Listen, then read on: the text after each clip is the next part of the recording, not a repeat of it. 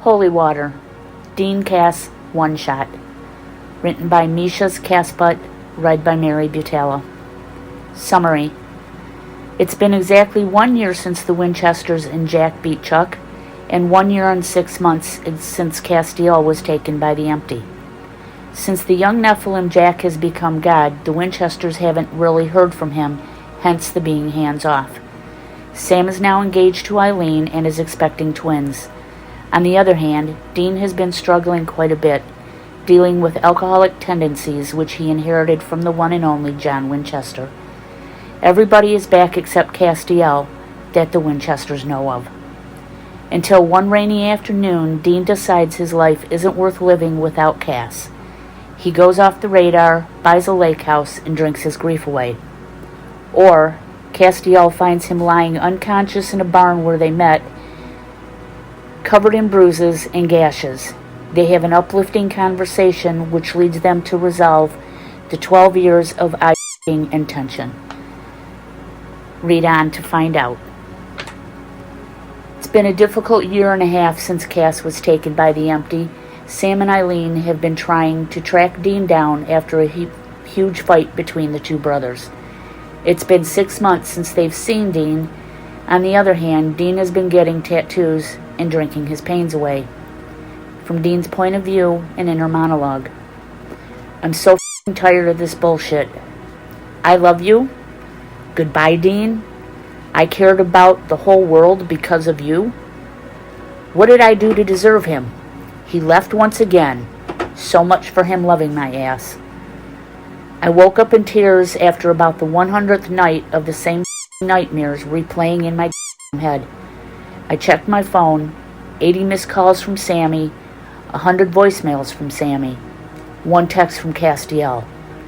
What the It can't be. Cass is dead. It's probably Lucifer again. He's dead, dead.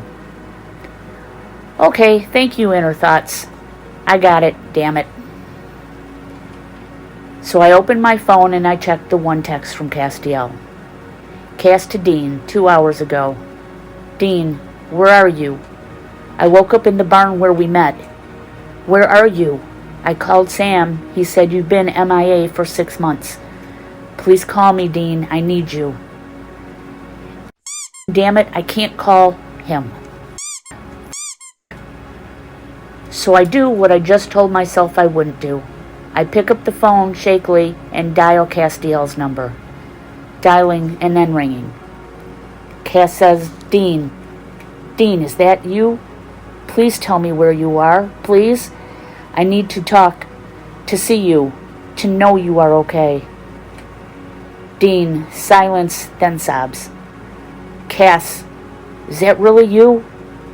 I start getting dizzy and everything gets blurry. Cass says, Dean. Phone call ends, 1 minute and 5 seconds. Castiel's point of view.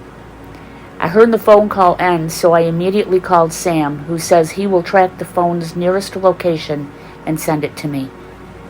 1 new text message from Sam Winchester. Sam, here is the location, Cass. Please find Dean. Attachment, location, Lawrence, Kansas, coordinates, ? I open the location and immediately realize I, for some reason, have my wings. I don't question why. I fly myself right to Dean's last known location. End of point of view. Castiel arrives at the abandoned-looking lake house in which the Impala is parked in front of. He carefully opens the front door to find a mess of whiskey bottles, empty wrappers, and clothes. He continues through the ocean of garbage until he hears a quiet, sobbing sound coming from the room behind him. He opens the door to find no other than Dean Winchester, who now has longer hair and a beard, with his face in his hands, mumbling something like, It can't be. Cass, he's dead.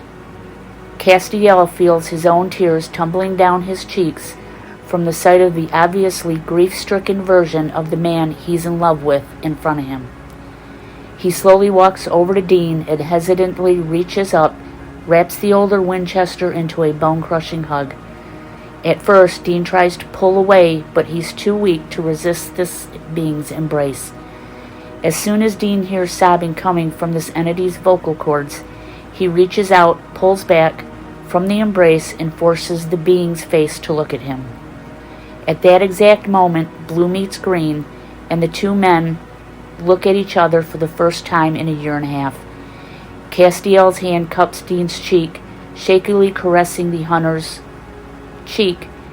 Dean breathes in a shaky breath, and his eyes flutter shut and then open again. The two just sit there for about 5 minutes until Dean breaks the silence and says, "Cass, how? Are you really here?" Castiel inhales sharply. "Yes." "Hello, Dean." "Yes, it's really me." Castiel and Dean sit there for another 5-10 minutes before Castiel sighs heavily and says, "Dean, about what I said before the empty took me. I understand if you don't reciprocate." Dean says what Castiel never expected to hear. "Castiel, you self-sacrificial stupid son of a bitch. You left and I couldn't do anything. I couldn't say anything back. I love you, dumbass. How is that even a question? Of course I love you. While you were dead, I sat here in the bunker after we beat Chuck and cried, asking myself, why of all people, well, I guess angels, would fall for a up hunter like me, you know? Then I remembered what you said to me, and I tried to be that Dean you saw, and I failed. Until I saw that text you sent, and I prayed that it was really you." Castiel sat there, eyes widened from the words he just heard from the man he'd been giving everything up for, then placed his hand on Dean's cheek and caressed it once again, but this time let his eyes wander down to Dean's lips. Dean saw Castiel's eyes look down to his lips, and he took that as his invitation to grab the angel by the trench coat and pull Castiel into a soft, hungry kiss, lips and tongues and teeth clattering into effortless bliss. They say, "I don't need your holy water." The next morning, the two wake up tangled by each other's limbs, holding one another like the world was going to end. It all becomes peaceful for Dean Winchester and Castiel from that moment on, as they are both in the presence of the other's home. The end.